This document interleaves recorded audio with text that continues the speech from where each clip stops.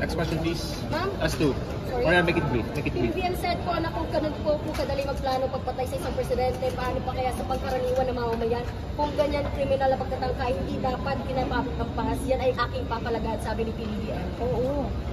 Diba? Pumalag nga yung buong bayan nung pinatay ng pamilya nila si Benigno Aquino Jr. Next question. Next question. Ma'am, Sir. na-verbalize na po ba sa administration yung tungkol sa threat sa inyong buhay? Nabanggit ito kasi.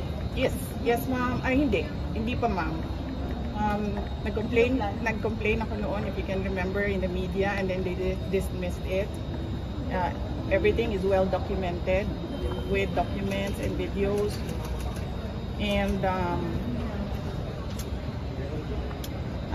nagsabi ang NSC na National Security